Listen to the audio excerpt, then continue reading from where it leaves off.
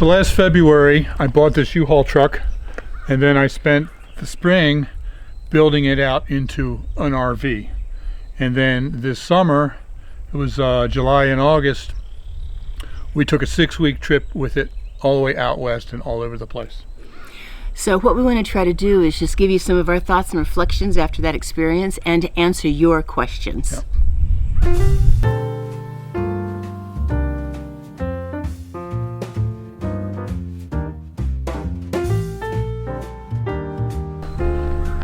Well, hey everybody, this is Bill. And I'm Elizabeth. Live simple, Live free. Now, before we get started just talking about the truck, I do want us to be continuing to keep everybody in prayer. We just barely had Milton leave Florida, and of course we are keeping our prayers going up, and I just wanted to be sure and acknowledge that that has been a terrible, very difficult situation. We've heard from a lot of you that have had family involved, or you have been, so we're keeping you in prayer, and we want to say that first before we start talking about the RV. Yeah. You know, a few of you were starting to ask some questions about our trip and all that, and so I decided instead of answering each one individually, I put out a post on the Facebook group and on the YouTube channel asking what your questions are. Yeah. And we got 2 pages worth of questions. So, Yeah, we got a good amount of questions. so we're going to be here for a while as we answer your questions. Should we go inside to do that? Yeah, Go let's ahead do and it. Let's sit do down. it from Harvey the RV. Yeah. Okay.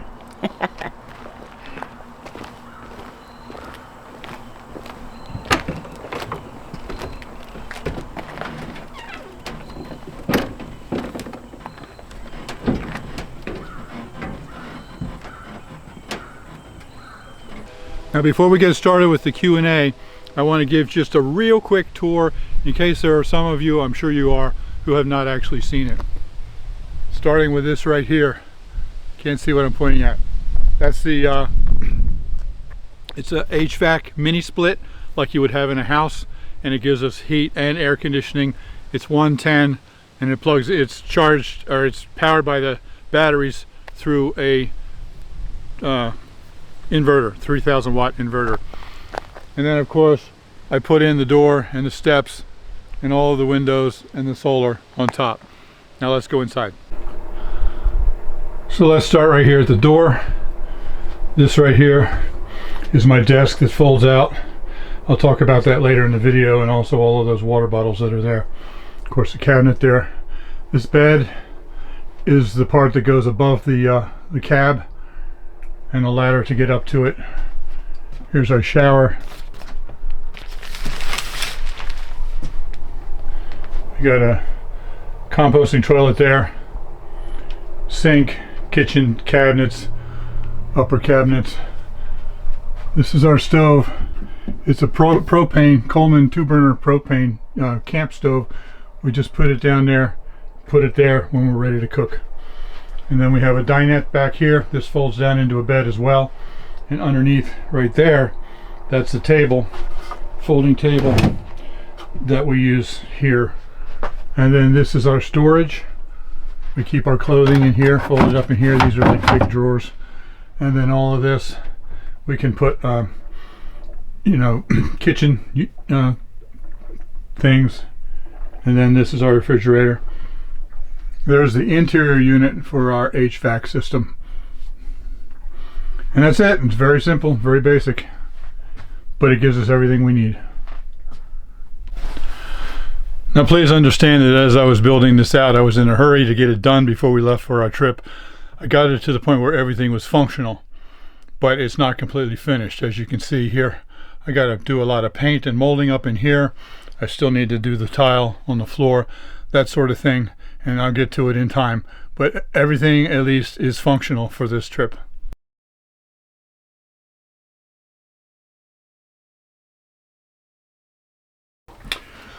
Now before we actually get started with your questions, I want to say a few things here.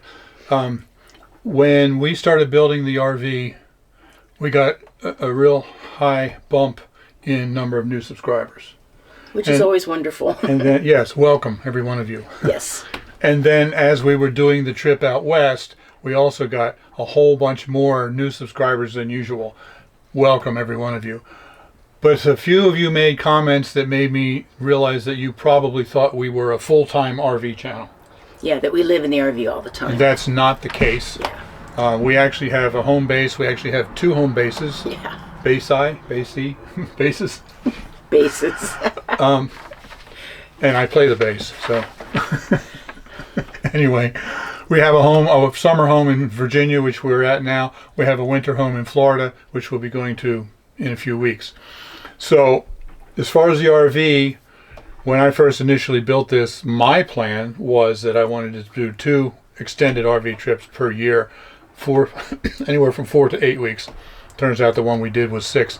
One in the summer from Virginia and one in the winter from Florida. Whether we actually do 2 a year or not, I don't know. Depends on how busy things are. But we are planning on taking extended RV trips.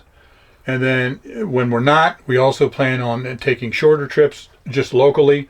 Like in Florida, we want to take, a series of like maybe 3 or 4 day trips down to different state parks and stuff like that. Take our bicycles along and ride on all the beautiful trails in Florida. Yeah, after everything's had a little bit of a chance after the cleanup. Yeah. Several people ask when and where is our next trip. We're not really sure, but that's just the overall plan of traveling. One person specifically said, have you ever considered going into New England? There's a lot of beautiful places in New England. Oh yeah, we want to go to Acadia really badly. Well, let me say that that's not off the table, but that's not my first choice because I grew up in the Northeast. So to me, that's like a local trip. No, seriously. As far as New England, like she's mentioned, her sister lives in Maine, so we visit Maine on a regular basis. When we were living in Pennsylvania, when we were still in our tiny house, and we had our first RV, we actually made numerous trips up into upstate New York. Loved it. Beautiful. We went to Thousand Islands. We went to the Adirondacks and Lake Champlain. Yep, Lake Champlain. Fort Ticonderoga. Paradox Lake. Yeah, we went to Watkins Glen. What an incredible place that is.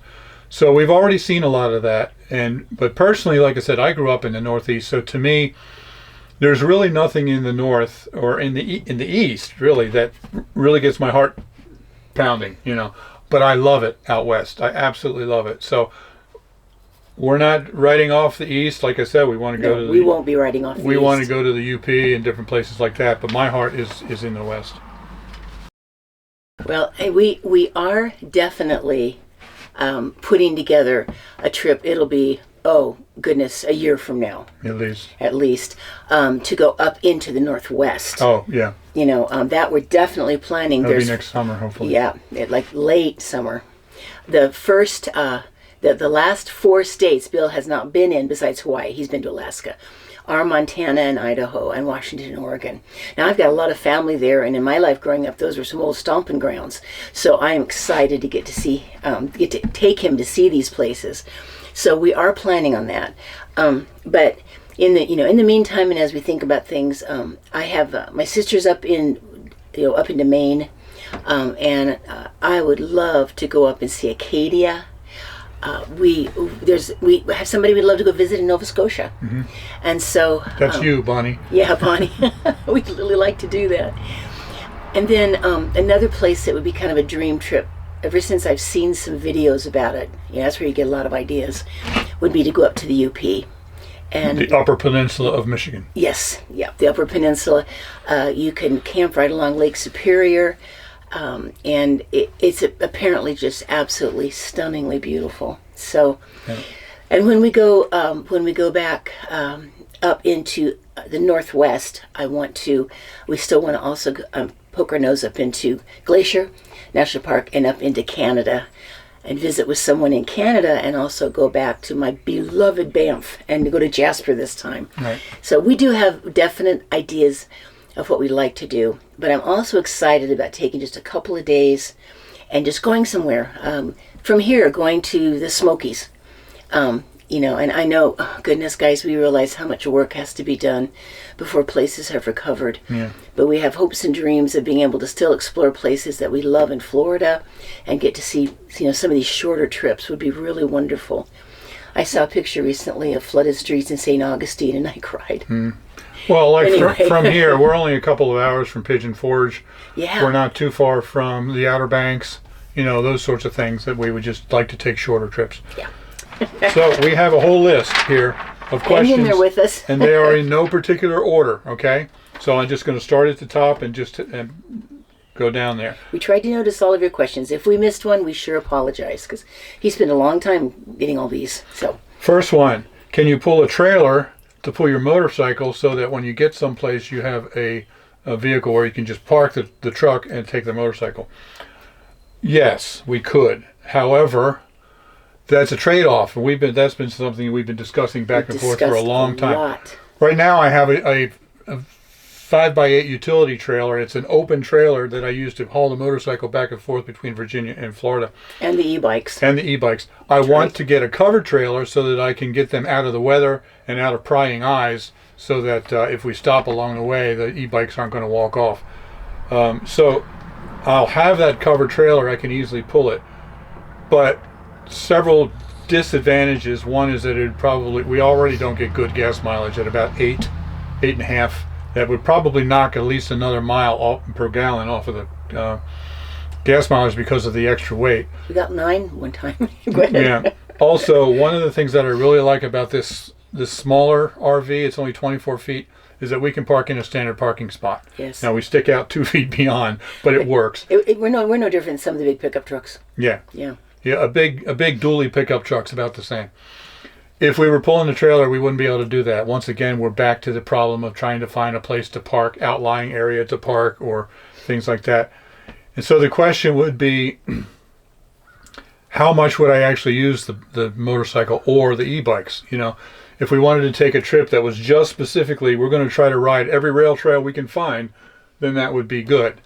And there are some incredible places to ride. But we may Oh, my do 6 goodness. weeks and only use the bikes once or twice. And if we don't stay longer periods of time in each place, we don't really need the motorcycle either. So I would say, yes, we can pull the trailer, but at this point, I'm leaning against it. Not a problem. Okay, now that you travel in your camper, is your Florida home really still needed? We have really talked about this. We really have. Can I say something real quick? No. One of the don't lose your train of thought. No. One of the things that we ran into experientially, by experience, is that it is, if we're going to go down to Florida, it's very difficult to find very many places to stay that you don't have to leave. You're lucky to get a spot where it's, camping for 2 weeks in one of the state parks, if you can get a spot. Things are just booked up. Right. The only reason that we can get into Destin like we do is because we make the plans a year ahead. Right. So we'd have to plan it and be hopefully fortunate a year ahead at least. And sometimes, we've talked about this before, sometimes as soon as it becomes available, if you are not the second person calling or getting online, it's gone. They're just eaten up quickly. It's very popular. And like I said, guys, we're not forgetting all the devastation right now. Of course not.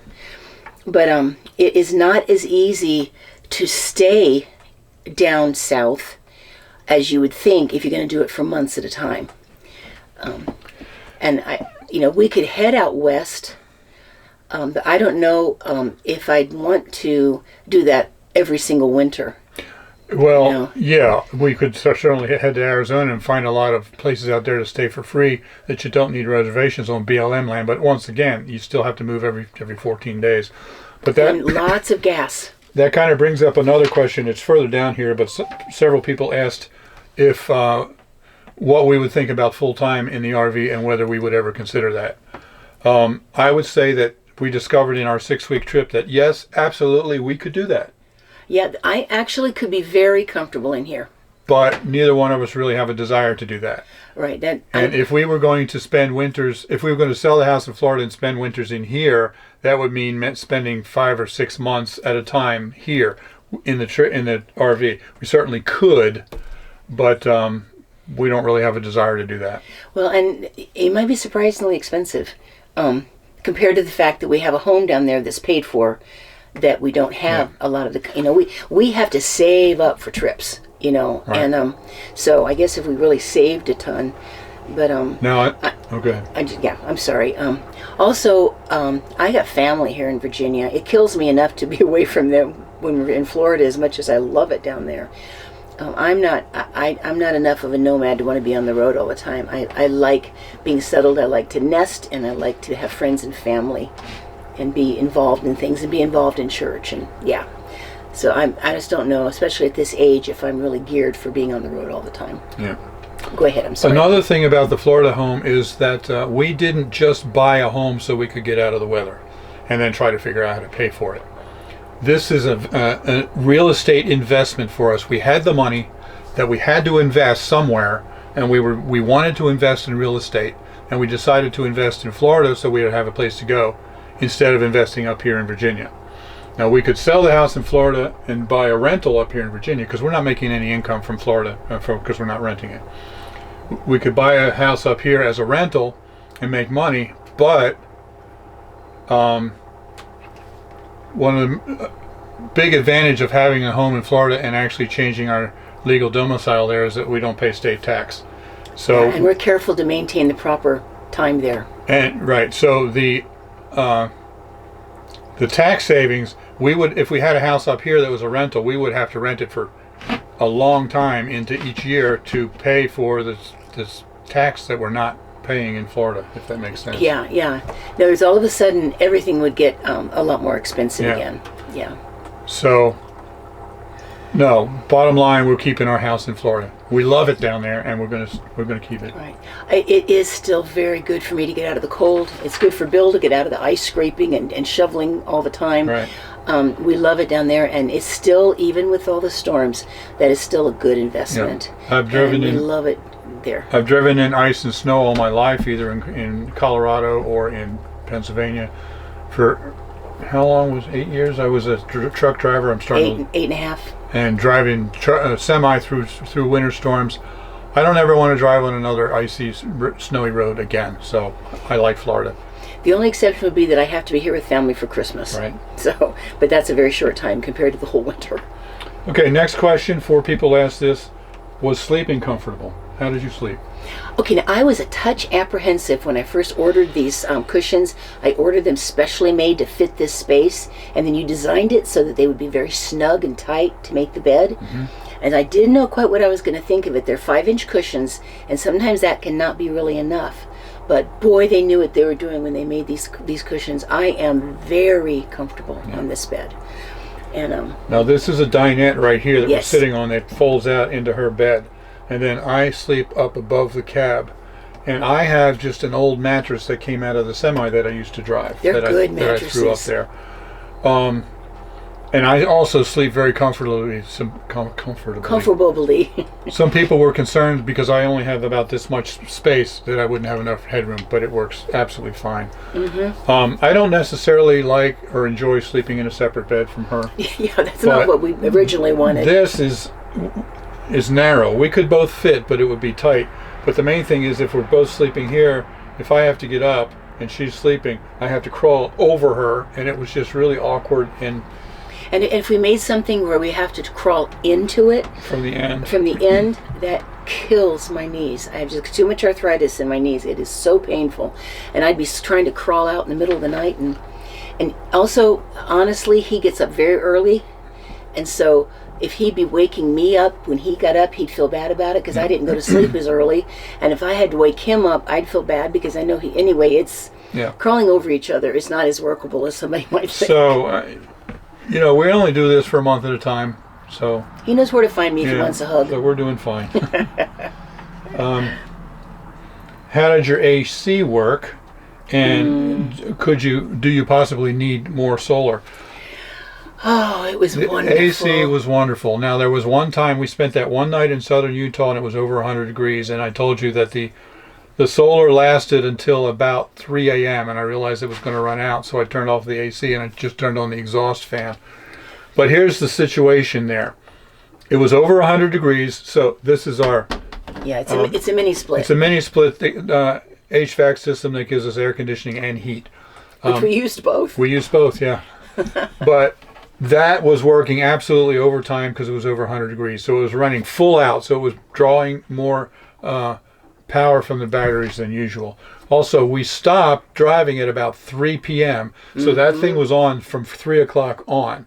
In the hottest part of the whole day. Now, if it's not as hot, if it's only like 85 or 90. Yeah, only 85 or 90. And the sun's shining, the solar can keep up with it and it doesn't deplete the battery at all. But because it was over 100, even though we had blazing sun, that was running real hard. By the time we went to bed, the battery was already down to like 70% or something like that.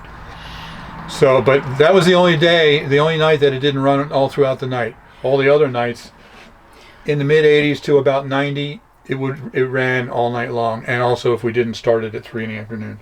Well, and the thing of it is I got up about that time because I'd go to the bathroom, and I went out to look at the Milky Way. It was beautiful.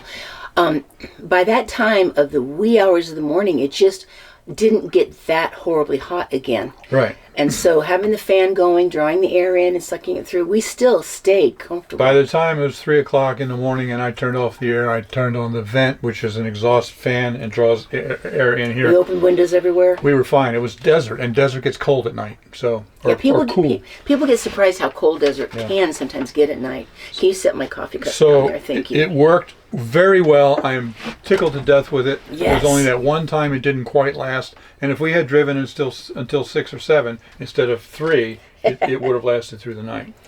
And we've been in desert hot. We've been in muggy, really humid heat.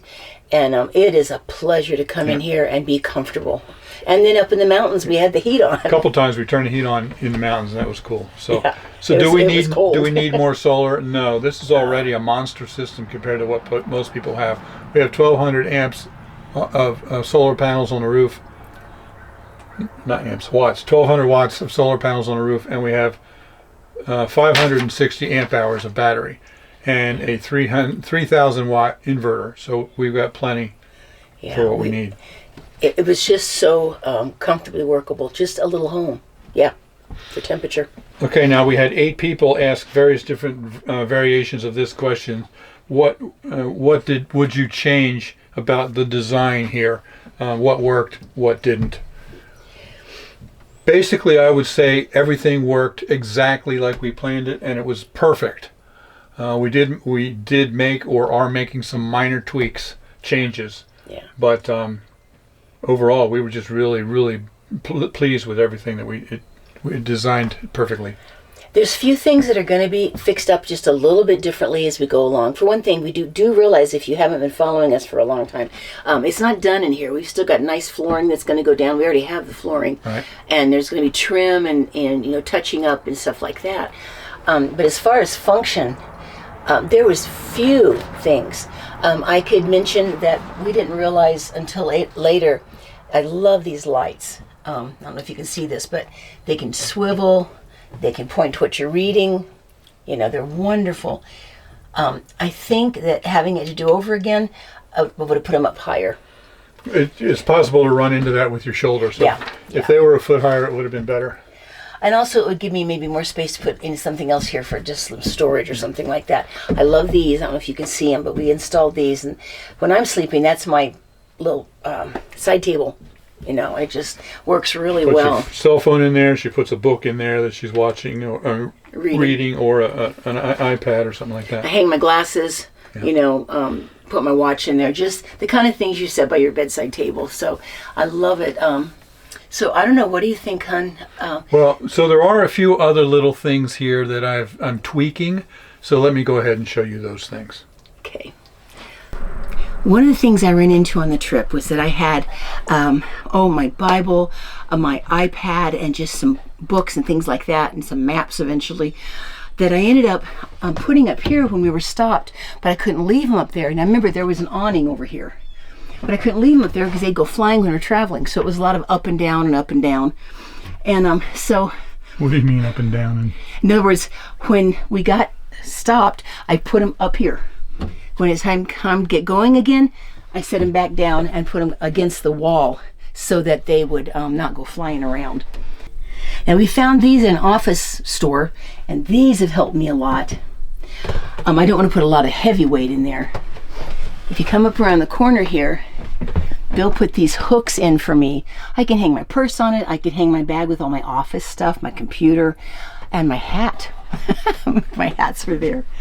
But what I'm going to want Bill to do, which he said he'll do, is go ahead and put a shelf along here on both sides with a little lip on it. Not too different than this, so that my things like books and Bible and stuff like that, I can put them up there and they can stay up there. And I think that I'll be all set with everything I need. Now, as you can see here, that we're not completely finished with this. We got it to the point where it was functional, but it's not completely done. The flooring hasn't been put down. I'm going to be putting tile down here, among some other things. But when I did this, I had some concerns among some of you, because this wood right here, you can see it's flexible. People were concerned about that. I'm not concerned because it's completely strong enough, even though it bows a little bit. And somebody said, well, why didn't you put support underneath it here? Well, that's because this is where we store our folding table for our dining room there. So, but the problem is, and somebody also pointed out, I'm going to be putting tile here, and if this wood is flexing underneath of the tile, I don't know how long the tile will last. So this is 5/8 inch OSB. I'm probably going to replace this with 3/4 inch plywood. Hopefully that'll be a little stronger and eliminate some more of the bow, so when I put the tile down on here, it won't be a problem. We also have a bit of a situation here with our drinking water. We have a 30-gallon fresh tank, but it's always questionable and debatable whether we should drink from that without having some kind of a Berkey filter or something like that.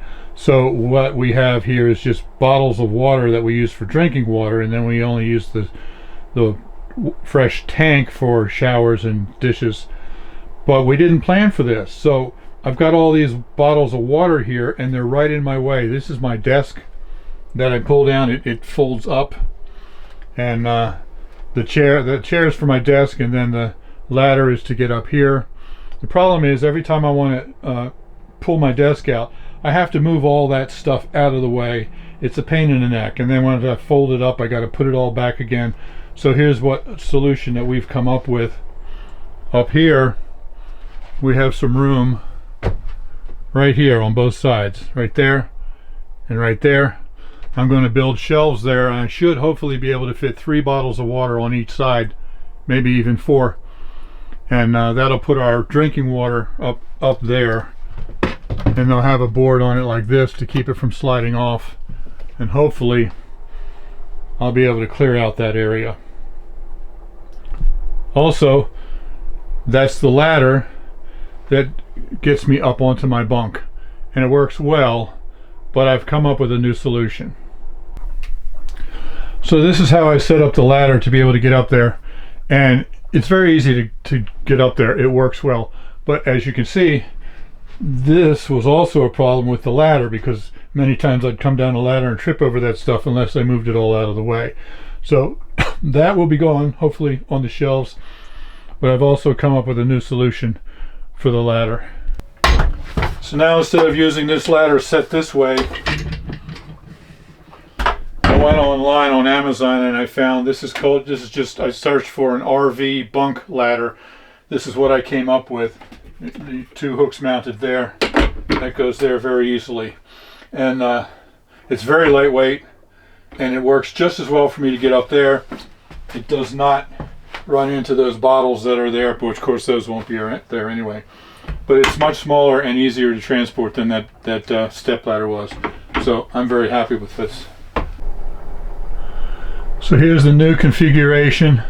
Much more room at the desk, which is where I sit to do all of my editing, video editing. Okay, 2 people said, what were the highlights of your trip? Telluride. Telluride, absolutely. Oh my! That whole goodness. part in well, not just Telluride. Yeah, well, that that whole section in southwest Utah. No. Oh, yes. Colorado too. Southwest Colorado and southeast Utah, starting with the night that we spent in the desert. I absolutely love that. And then we got into Ouray and the $1 Million Highway, and then Telluride was just the crowning star of that whole section. I absolutely loved it. Well, we got it. We've got to give Utah kudos, because I tell you what, Bryce Canyon is staggering. Yeah. And that whole drive that we took along there, you know, if you go back and look at the videos, we were blown away. Yeah. And Bill was exhausted because it drops off on both sides, and he's driving this great big old truck, and it was incredible. So I would say all of southern Utah and southwest Colorado was just incredible. And that, go ahead. Okay, and I loved Silverton. I loved Uray. I loved being on that place in Montrose. We were just camped up on that butte, and you could see forever, 360 degrees. But something about Telluride, guys, I am telling you, I just didn't expect it to be so stunningly beautiful. Magical. It's magical. Yeah. Yes. I can't imagine living there, and when I have to go to shop, I get on an incredibly gorgeous gondola that flies through the air. And I'm telling you, if you guys haven't seen our Telluride video, oh, please go and look at it. Yeah. It's amazing. So I just gotta, Telluride grabbed me the way that Banff did. Kind of got me. There were so many incredible things about the trip that it's hard to pick just one, but notice both of us, the first thing we said was Telluride. Although go ahead. No, go. That tall grass prairie in Kansas was true. Another place that felt magical. Yeah, that was a complete and total surprise. I think that was, somebody asked that question. Yeah. Did you have any surprises? Yes. Yes, that was a surprise. The tall grass prairie in Kansas. Well, the fact that my niece is a scientist that works there and was able to take us right up into it where she works. I wish I could have filmed it, but we tried to respect the wishes of the park, absolutely, of the Conservancy. But it was just hauntingly beautiful. Well, and also we spent almost literally several weeks visiting with friends that we haven't seen in literally 40 years. Friends and family. Yeah. So that's not something we can recommend to you, because they're not, your friends. They're our friends. Well, my 50th class reunion was awesome. I can't believe I'm that old. But I saw family and friends that I have missed for so long, and it was really awesome. I recently have been able to see my last 3 remaining uncles and aunt on my mom's side, and I love them dearly, and I'm so thrilled because they're getting, I'm 68, so they're really getting up there now. The next question, only one person asked this, but what about church while you're traveling? We did not go to any churches while we were traveling, but we do have church here in Virginia and one in Florida that we're involved in that both have online services. Yeah. So we can watch those, if we want to. We would have loved to go to church. We just never seemed to be at the right place at the right time to be able to do it. Right. That would be something I would not like about living on the road all the time, quite honestly. Absolutely. It'd be very hard to be really involved in a church. Yeah, because you can watch it online for a few services that you miss, and that's good, but you're not involved, and that's not good. Yeah, we love to be involved. Even if you're traveling and going to visiting a different church every day, hearing the sermon, hearing the worship could be uplifting, but you're not involved and you don't have relationships. So that's one really downside to being on the road all the time. Yeah. Yeah. Did we have enough storage? Now, that is... I would say yes and no. Yeah, I would say surprisingly yes, but also a few little bits and pieces of things. We have some storage that I think was really well planned. Bill showed you where he's going to put some additional shelving around the edges here. It would be very helpful, I think. But the shoe storage worked great. I thought the kitchen storage was fine. Yeah.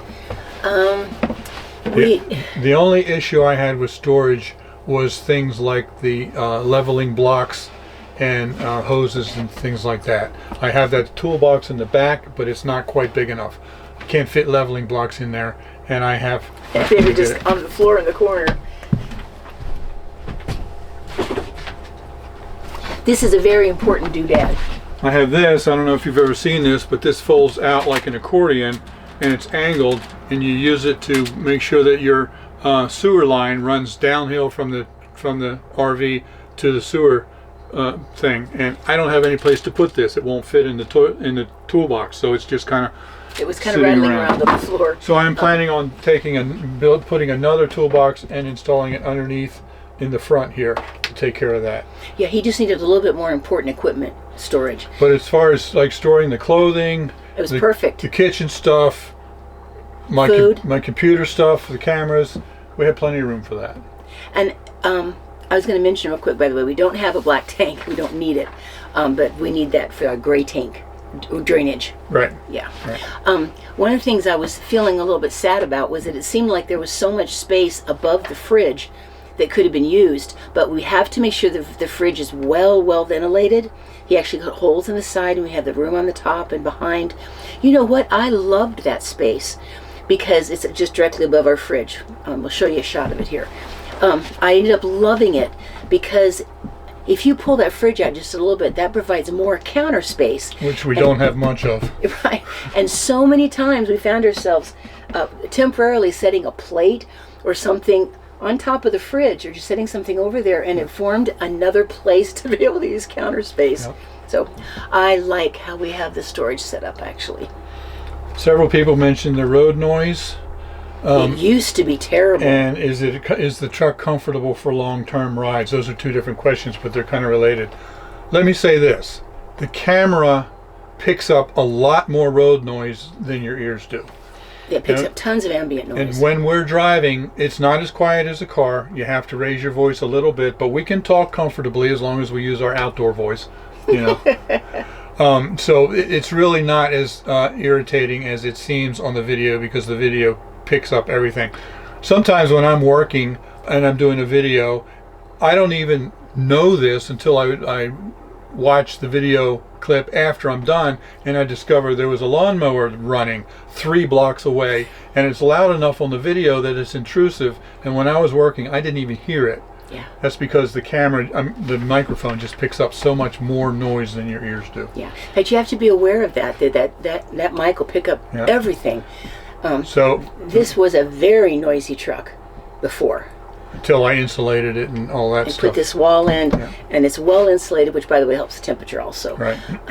And we find we could close the door between the cab and the back here, but we don't tend to do that. We like knowing that we can kind of keep an eye on what's going on back here. Yeah.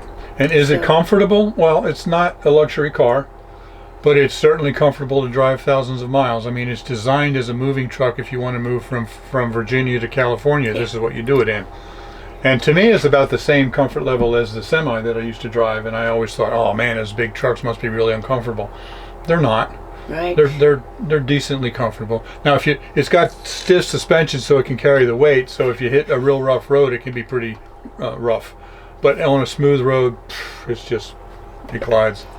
Yeah. If I would happen to be back here and we have to move the truck or something, you can tell the suspension is stiff back here because I'm on a rodeo ride.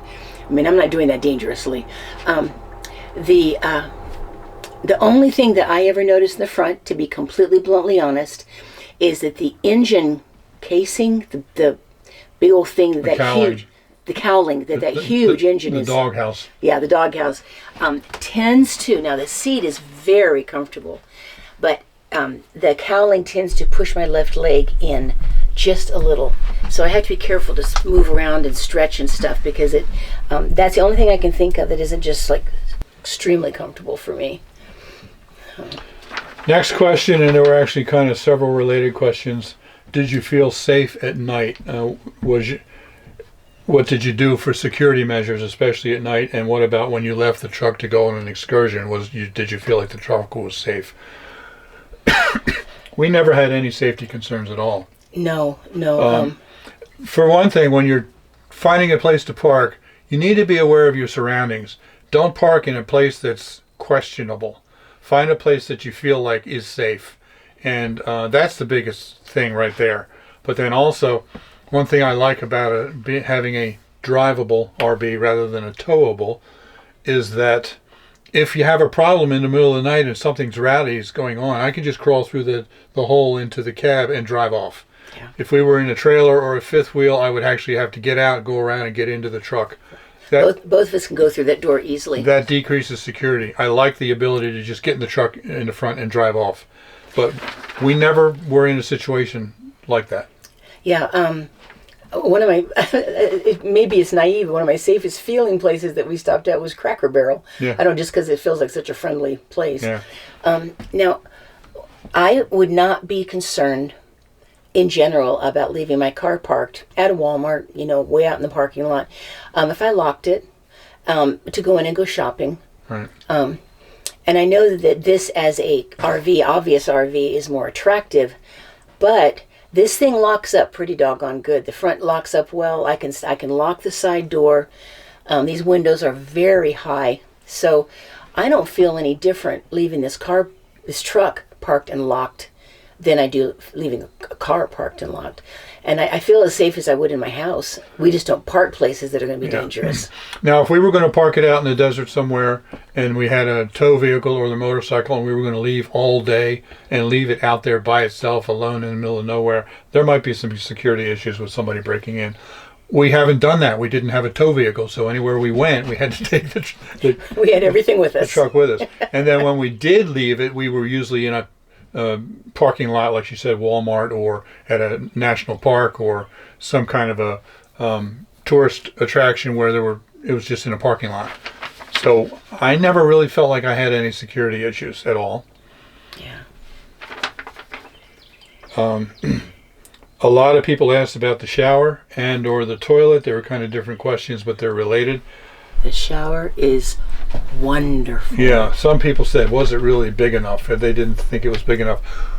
We used to have a travel trailer that actually had a smaller shower than this one does. Yeah, we had an actual trailer. The shower was definitely smaller than this one.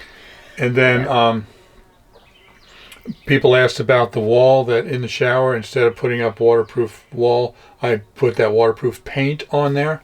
It's like rubber. It's like rubberized. It has worked perfectly. Yeah. I used it almost every day while we were gone for 6 weeks, and it looks like it's brand new and never been used.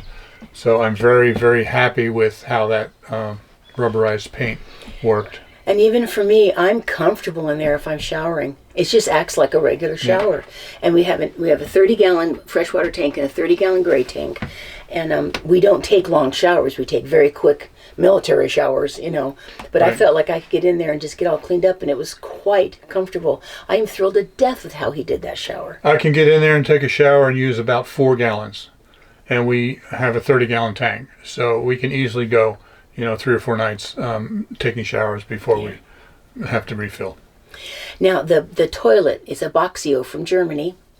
And that's, it's kind of like just to be quick and... Let's go show it to them. So we get questions about how does the shower work with the toilet and how can I handle it and all that stuff. So, of course, here we have the shower. Notice Bill's got grab bars for me all over the place. Okay, so if I open this, I'm going to take a second and just...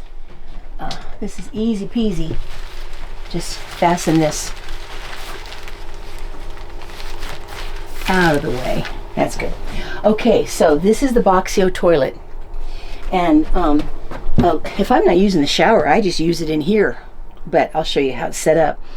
But anyway, it's easy for me to just lift this out, get over out of the way. If Bill needs to use the shower, I need to use the shower. Now I've got this, which has been very handy because it has the biodegradable bags that come with it that go into the back dry section. And then I've got the composting chips that I got from Boxio, and so these are in here ready to be used. So let me show you here. So this just opens up, and the front here has a cork. Squeaky, huh? So it kind of keeps the liquids covered. But this can be lifted up very easily. And what we have here is the place for the liquids. Very easy to go and just dump. I can take it and put it in a bag, and then like a grocery bag, and then just take it and dump it in a bathroom, or if we're way out in the woods, just dump it. It's just urine. But and then in the back is where we would have one of those plastic bags and fill it with the little, looks like gerbil house stuff.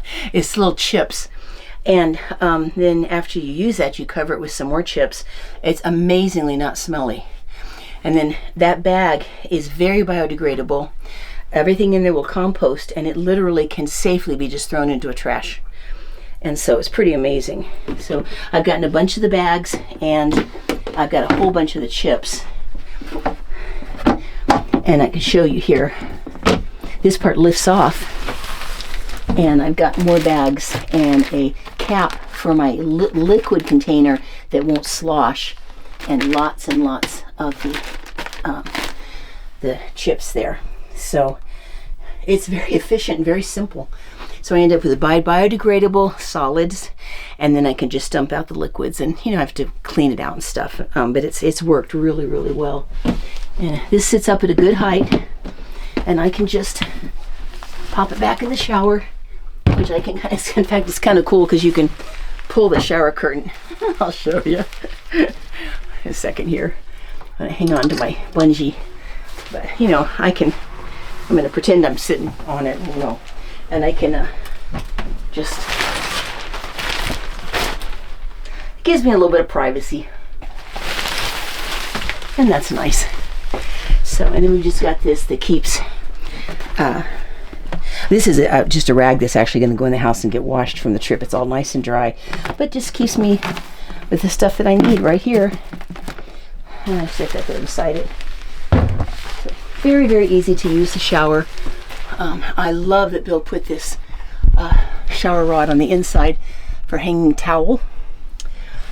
And I found these great big clothespins at Walmart. They're for keeping your towel from blowing away on the beach off of your chair, your lawn chair. So they work really well. So stuff doesn't go flying around when we're traveling. Anyway, it's a good system. Okay, so the next question was, what was the hardest part of a 6-week RV tour? For me, I could say hands down, had nothing to do with the RV. It had to do with my YouTube business because the hardest part was to find internet service where I could upload videos. Now, we did not have Starlink or anything like that. I was just using my phone.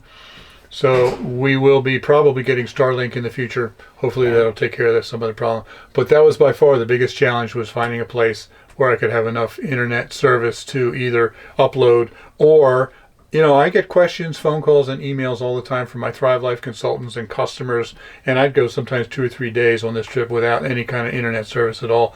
So that was kind of awkward. Yeah, because you still had to work. Yeah. So I was surprised at how well I handled that much traveling. We're going to be talking about this more, but I'll just kind of address very quickly here that because of the stroke that I had, and I've had TIAs since then, and I think the medication I'm on kept me from more strokes, but anyway, it has damaged the vestibular part in my brain. Which is her balance. And my balance, right. It's not in my inner ear. My inner ear is very healthy. It's my brain. That's where the damage was. And so you'll see me stagger sometimes. I have to be careful. I lose my balance kind of easily and stuff. And I'm very careful. But you spend every day with this big old heavy head on top of a proportionally skinny neck, doing what we like micro balances. In other words, you're constantly orienting yourself, these little tiny micro adjustments. And so that over the course of a long day will make my brain get very tired anyway. It's one of the reasons why I really need some place where I can kind of put my head back like a recliner, rest my brain for a while. Well, if I'm out on, let's say I'm up in a plane, I am exhausted by the time the flight is done because there's the constant movement. And then traveling in a vehicle, even if I try to put on a neck pillow and kind of try to rest my head as best I can, it's just exhausting for my brain. And so I was wondering how I was going to handle the 6 weeks. And I was surprised. And of course, I'm doing so much better than I was, but I was surprised. We had very short days, relatively. I think that my only thing that was hard was that sometimes after a while I got really tired. Yeah, just, let me say that after her stroke, she drives. She drives. yeah. She drives around town, no problem. Oh, yeah. She can drive on the interstate, but only for about an hour, and then from making those constant little adjustments in her head as the cars, after an hour or two, she can't drive anymore. She gets all numb-faced and everything. Right. I mean, I've done as much as 4 hours, but I had to watch very carefully. Yeah. I can't usually, and especially not day after day. It's just, I can't. So what that meant was that we always tried to do no more than 4 hours of driving at a time in a day, which when we're out there in Colorado or Utah, that wasn't bad. But when we're going from Virginia to Colorado and we wanted to just get there, we had to go a little slower than I would have liked. Well, and if I don't have a few days sometimes to take a break from traveling, I'm having a great time. I'm having a wonderful time, but my brain gets too tired. Right. And then I'll start getting what I call numb-faced, and my balance goes really wonky, and I get old stroke symptoms back, and I get really tired. But we also discovered that if she stays back here and is laying down on the bed, and I'll explain about that while I'm driving. We have these they're official seatbelts. Seatbelts that go over and strap her in. And what we've discovered is that, we've mentioned many times I get up very early and she doesn't. So if I get up and start driving at 5 or 6 a.m., I can get in 3 hours of driving before she even wakes up. And then she can get up and do 4 hours sitting in the cab. So doing it that way, we can actually make more time if we need to. Our goal is to not do that, but sometimes you just have to. I thought I might be able to sit back here sometimes and have the seatbelt across me, but like I said, we don't have the shocks. I'm boing, a boing, a boing if I'm sitting. But for laying down, I mean, just explain very quickly here. I get the bed flattened out. I put my head where we have the big closet sticking out here, and I have a pillow up against that closet. I have a pillow up against this wall right here.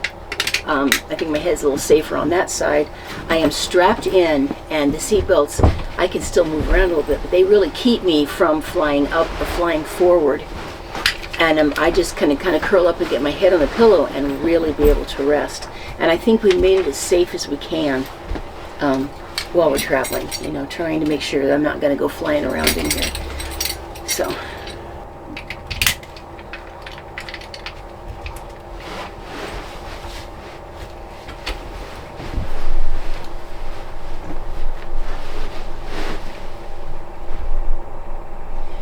There was one person that asked a question. It was just one word. They said, awning? So I'll answer it with one word. Probably. We don't have one on here yet. We'll probably put one on the side. He's been looking at ones that are motorized. The one video, I had the ramp pulled out in the back. I was cooking out there and it started to rain, and some people said I should put an awning back there. I doubt that'll happen because I don't know how much I'll actually even use that ramp.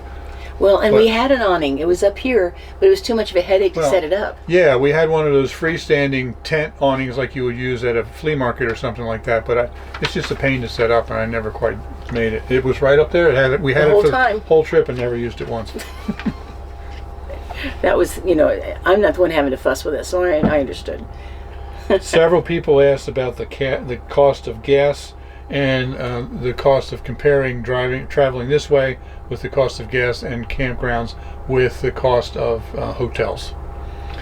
And we're going to do a video in the future that will do a much deeper dive into that whole question.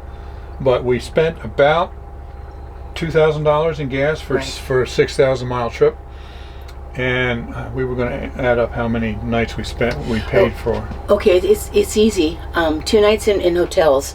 Because we didn't have our solar yet, and it was hot. Yes. Many nights with friends and family. Because we're gone for 6 weeks. But we had, I would say, mainly free stops that we did. But we had 3 times where we paid a small amount, and then there was a couple of times in more expensive areas where it was more expensive to stay there. But like for instance, when we were in Uray, we got the last spot in the entire town available, and it's very popular there. And that was more expensive, but it was a fraction of what it would have cost if we tried to get a hotel there. So I would say 6 nights in camping areas or something like that, bunches of nights with family, a couple nights in inexpensive spots, and then lots of free. That's about the best way I can put it. Basically, yes, it was considerably cheaper to do it this way than if we had done the entire thing economy car and have hotels the whole way. Right. But like I said, we'll go in much deeper into all of that in the future. A couple of factors you have to keep in mind, and we'll be talking about this more later, is also we did not have to eat out. That Right. is substantial. That's right. We could eat very normally in here, cook in here normally, wash up. So that saved us a fortune. If we were traveling in a car, had to eat out, and had to Probably saved us $50 a day or more. Yeah. By being able to cook in here instead of eating in restaurants. At least. Now, I do want to say that I started saving a long time ago. I had a special fund where I set the gas money aside, and I kept that separate. And so I have a pretty good idea how much we spent, because I had set that aside, good grief, a year ago. And it turns out the gas was much cheaper than we expected. I had planned on about an average of $3.50 per gallon. We had $2,700 saved for gas. Yeah, altogether. It turns out we were spending on average more like $3.05 instead of $3.50. Which is a real incredible surprise. And there were many places in Kansas and through there where we were paying like $2.90, and so and then a few places that were expensive. we had $2,700 planned and saved for that, and we only spent $2,000 of it. So that was a blessing. And we kept it separate. I didn't want it mushing in with our food costs or anything else like that. That way I knew I was going to have the gas money to get home. Next one. Would you recommend RV travel? Oh, big time. That's a huge question, because it all depends on your style of travel. That's you right. know, we loved it. Some people try it and hate it. I mean, it's just if you're into that lifestyle. One of the things that I really like about being in an RV instead of hotels is that we can get out into the boondocks and camp instead of always being in the city or always having to go to the next place where you have the reservation.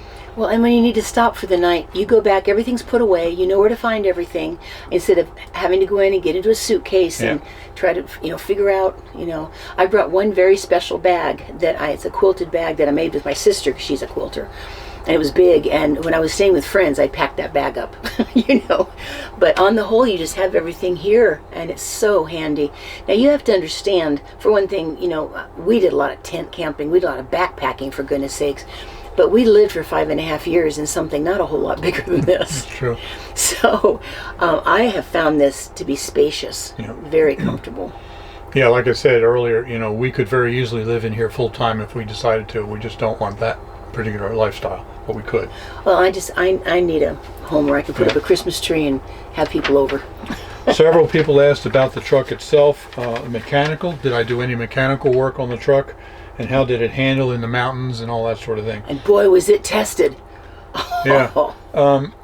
We bought the truck from U-Haul, and it had 122,000 miles on it when we bought it. The 2007. Had good tires on it. No rust. It's got a 6.8 V10 Triton engine, and I haven't done a thing to it except for change the oil, and I didn't do it myself.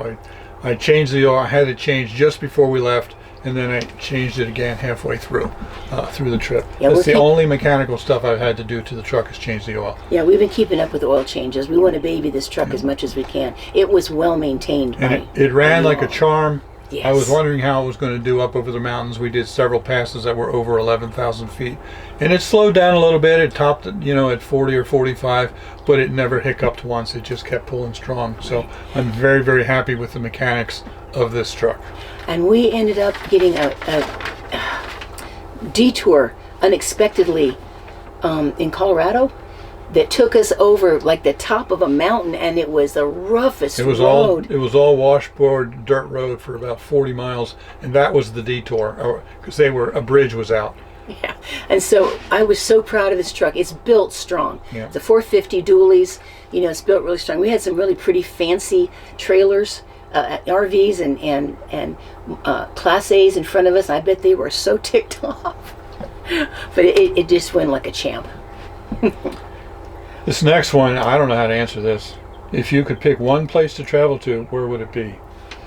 That's what we kind of addressed that earlier, where if you're not talking RV, I know where it would be, because I am torn between going back to Europe and making sure I could go to Scotland, or go to New Zealand. Yeah, but in context, I think they're RV. talking about the U.S. and the RV. Well, that's where I said before, I think it would be beautiful to go up to the Upper Peninsula, around Lake Superior. Mm-hmm. I'd love to get up into Nova Scotia. I have fallen in love with areas of Alberta, Canada. For me, it's just anywhere west. He fell in love with the West. when he Anywhere went out west. there. Yeah. I mean, goodness. Oh, even if you just stick to America, it's so beautiful. Yeah. Everywhere you go, there's something new and amazing to see. Yeah. So, generator.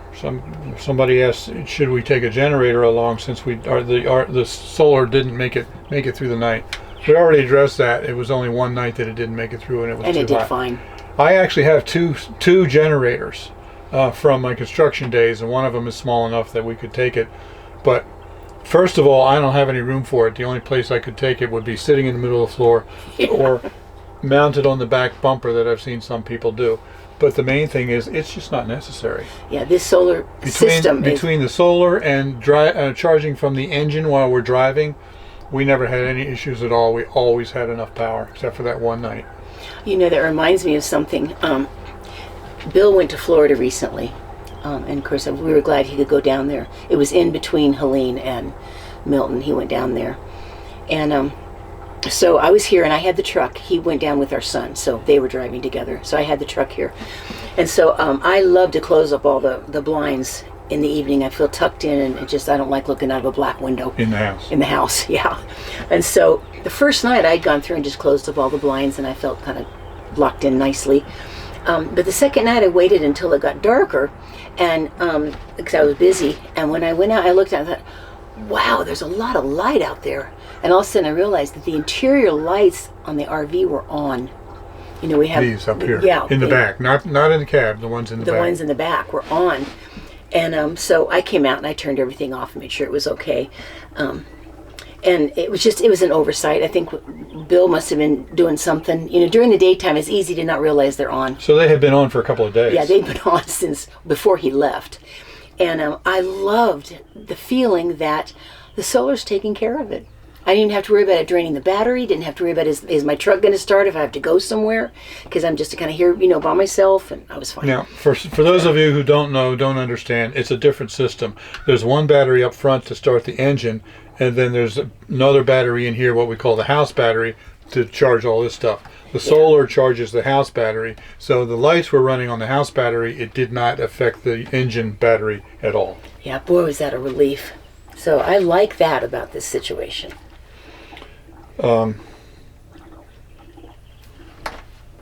Total cost of the build, we're going to do a separate video about that. Total cost of gas, we already said it would cost us about $2,000 for that. We're going to kind of dive deeper into that too. Somebody wanted to talk about the difference between sightseeing and living when you're full time. That's a very significant question. When you're on vacation, you have a feeling like you go into a place and you want to see everything to see, and you end up spending a lot of money doing all of those things. Well, and you go out to eat, and you know, just, you know, anything you can find and you get a lot of mementos, you know, souvenirs. And you pay for all of the tourist traps in the area, which or good tourist stuff. Many of them are very good and worth seeing. But if you do that everywhere you go for 6 weeks, you're going to be flat broke. But we had budgeted money for this trip, and we couldn't afford that. There's no way. So you just have to somehow get out of the tourist mentality and get into just living mentality, and then just pick a few places to see. You know, every time when we go into town, we'd see one place instead of 3 or 4 that we could see. Well, I had planned on Branson months and months and months ahead. I had paid for the tickets for Sight and Sound and for the hay goods months ahead. And there are a few places that we knew we were going to be wanting to spend money on. We got into the parks free, which was wonderful. Yeah. So you just have to kind of plan it, but that means you need to buy groceries and cook, and you need to not, you know, and I picked very carefully where I was going to get mementos, because I did get mementos. My big expensive ones are magnets for the fridge. This was a big one. How does this truck work as a daily driver? I'll let you answer that one. We did a lot of thinking about... Because we don't have a car. All we have is this and my motorcycle. That's right.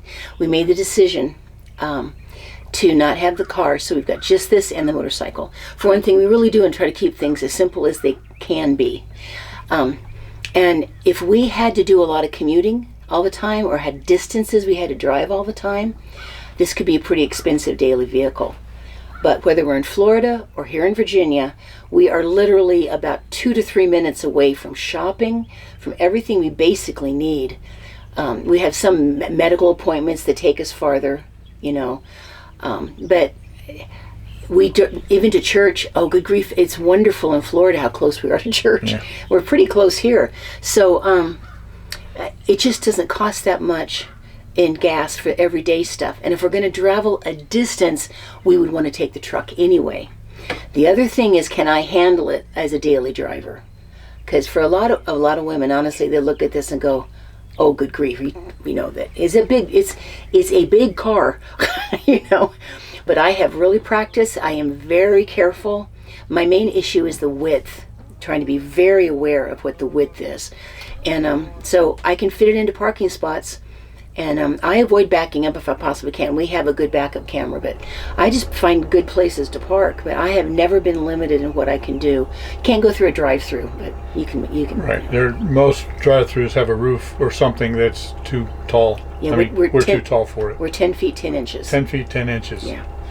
And most drive-throughs have something overhead that's about 9 feet. Yeah, but you don't have to go through drive-throughs. We haven't found anything where this truck limits us yet at all. Except drive-throughs. Well, yeah, except drive-through. But you can do other things besides. You can go in or whatever you need to do. Next question is, what are the things you would now consider important that you might not have categorized that way beforehand? We really had to think about this one for a while because, for one thing, we are not newbies, neophytes to this. Though this was our first long RV trip, 6 weeks, we have done a lot of traveling all our lives. We've done a lot of camping all our lives, and we have had 2 other RVs, travel trailers, that we did shorter trips in. So there were a lot of things about RVing that we already knew, like how to do all the hookups and all those different kinds of things. So I couldn't really think of anything that I think is important now that I didn't think before. But then Elizabeth just mentioned. Yeah, we knew this was important, but we didn't realize what an issue it was going to become, being able to get internet service. Yeah, we've already talked about that. Yeah, we talked about that earlier, but that's the one thing I could think of, is that if we had known how rough it was going to be at some points to be able to do the internet that we needed, we might have gone ahead and managed somehow or another to do something like a Starlink before we ever left. Yeah. That was fairly eye-opening. There's just places where it's just hard to get enough signal. Places I love being, you know, it's hard to get enough signal. You know, what's interesting is that some places that are way, way out in the like on the top of that big old bluff in Montrose, there was fabulous signal. 4 bars of 5G up there, you know, quite a few miles from town.